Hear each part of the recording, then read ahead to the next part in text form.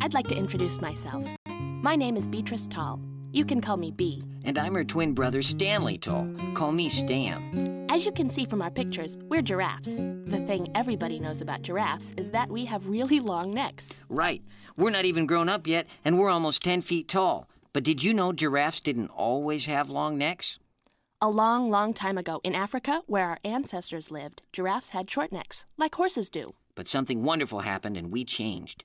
Our grandfather told me all about it. And I heard the story from our grandmother. Okay, I'll tell them the story. Wait, I want to tell them. What? Well, let's flip a coin. I'll take heads. Okay, I hope it's tails. I really love telling this story. Ah, it's heads, so I get to tell the story. Moyo tried not to tremble as the herd moved toward the watering hole. Today, for the first time, it was up to her to watch for lions. Today, for the first time, everybody was counting on Moyo. They had been traveling for 3 days without water, and they were very thirsty. The week before, they were attacked by the lions, and they lost Kidanga, the youngest calf, and Mahali, the bull. Mahali had been killed defending the herd, and since then, there had been no leader. Everyone was uneasy. Now they stopped only briefly, the 8 cows, Moyo's calf friends Shaka and Bibti, and Moyo. It was yesterday morning, while they were eating the leaves of some mimosa trees, that Moyo's mother, Elamu, had come up to her. "Moyo, I'm very worried." Moyo had never heard her mother sound so frightened.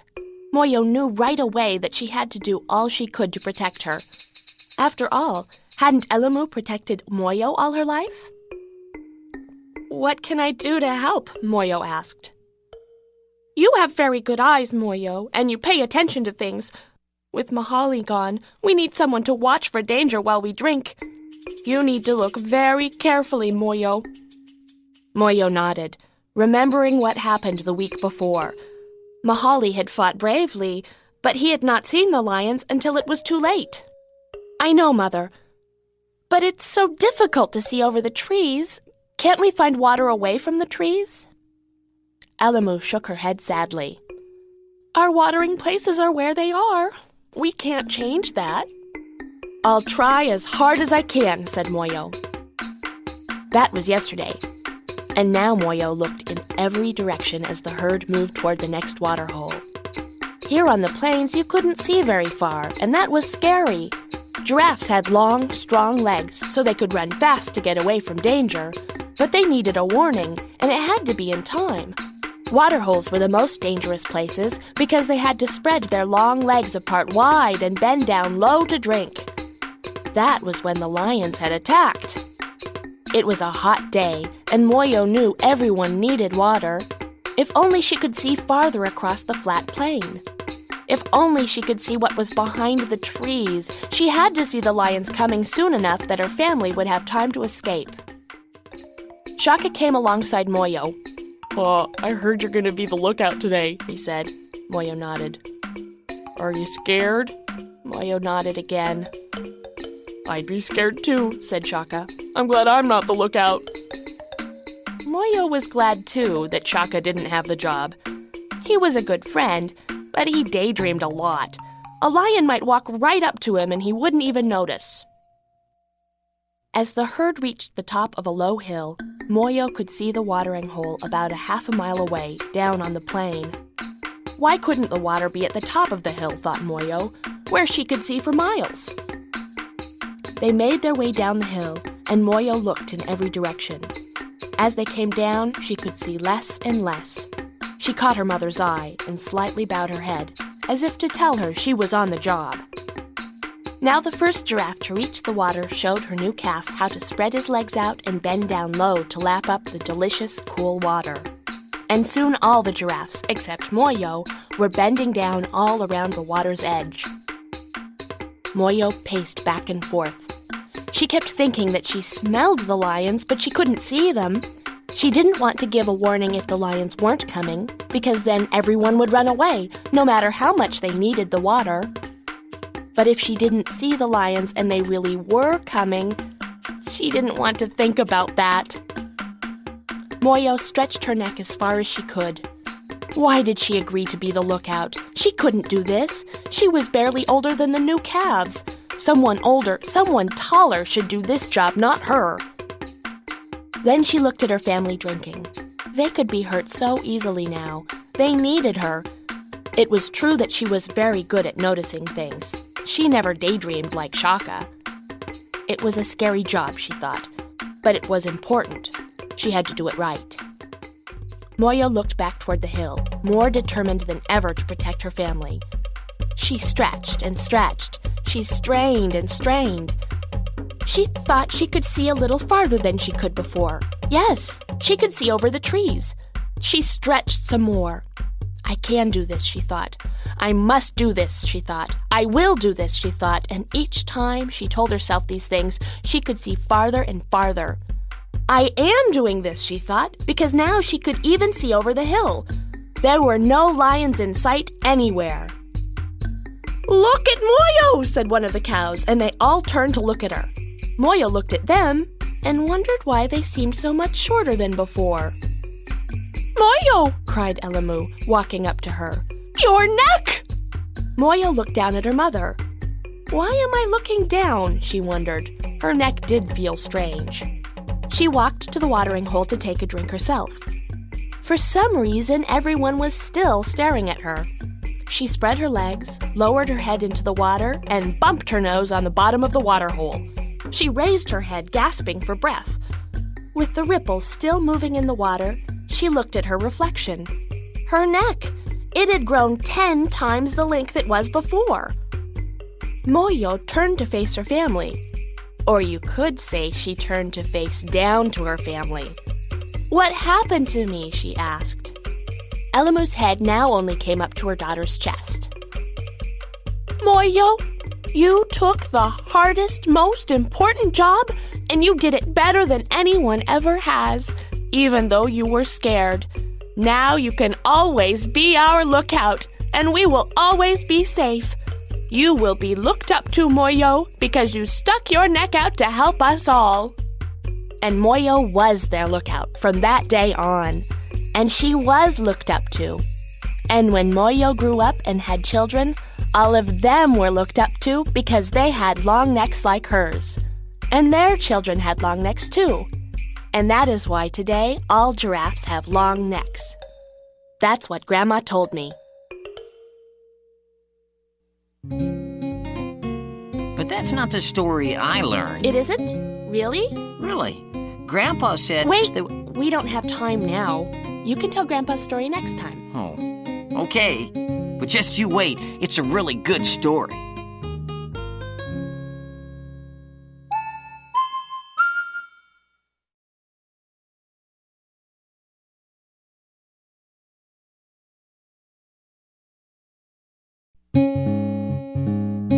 I'm so glad to be back. I really want you to hear the story I learned about how giraffes got their long necks. Well, tell us. I want to hear it too. Okay, here's the story Grandpa told me. The sun had just risen. Defina rolled his long, dark tongue around the blossoms of a mimosa tree and pulled them into his mouth. He gulped them down quickly and looked for other blossoms, but there were none in front of him. His friend Kanunu was beside him nibbling at some leaves.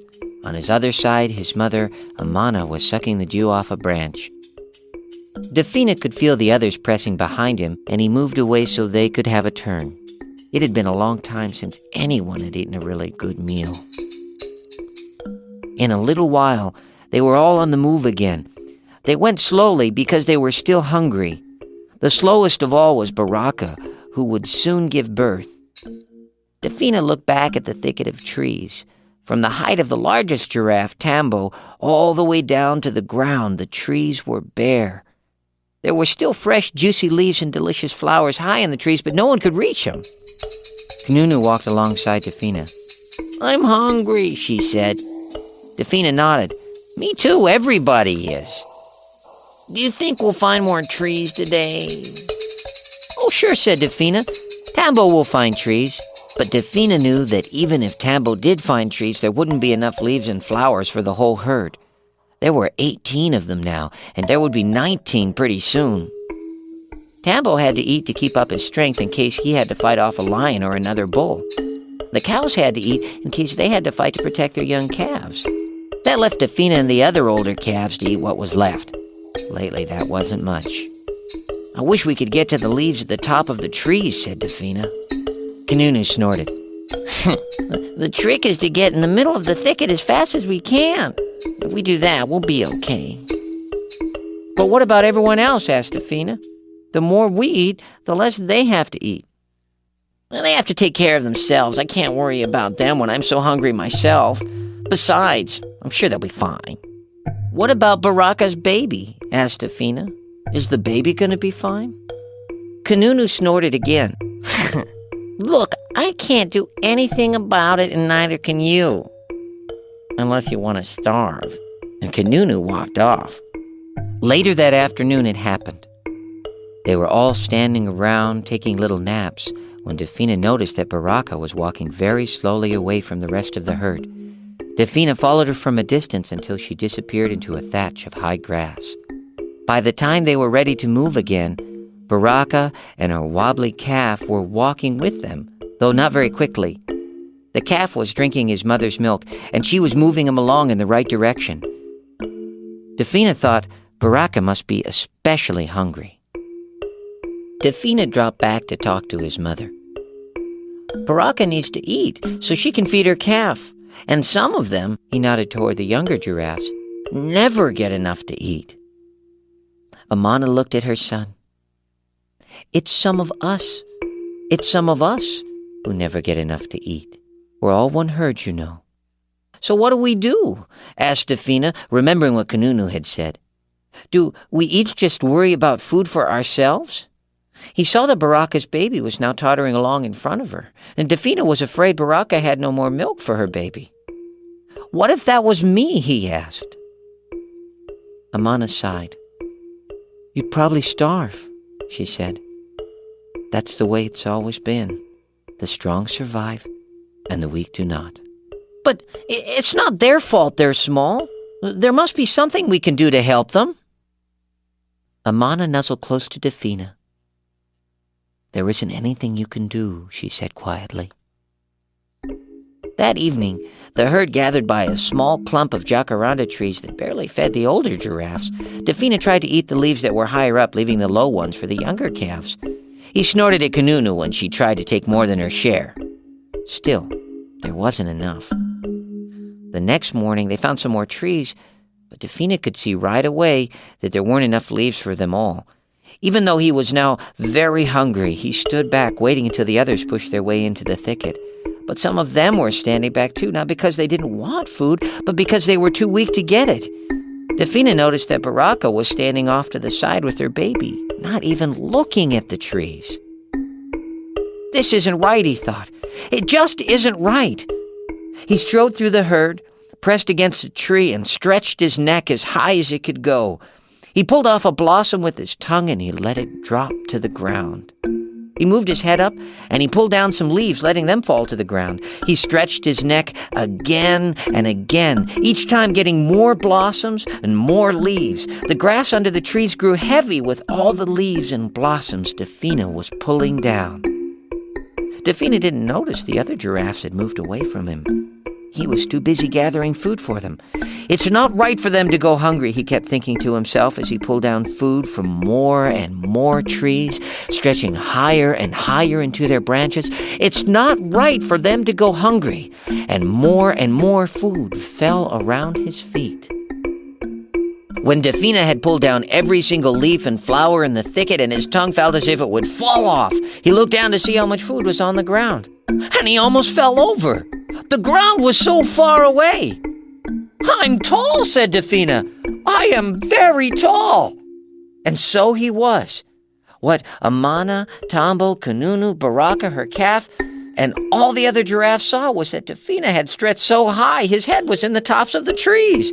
He was taller than any giraffe had ever been. Amana walked close to her son and brushed against him. They both looked to the trees where the other members of the herd, young and old, large and small, were now munching happily on Defina's feast. "You've saved the herd," Amana said, looking up and up at her son, "and we'll never go hungry again." And from that day on, Defina picked the very highest blossoms and leaves, and the herd was never hungry again.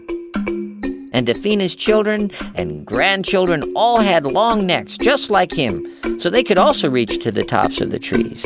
And that is why today, all giraffes have long necks. That's the story Grandpa told me. So what do you think really happened, Bee?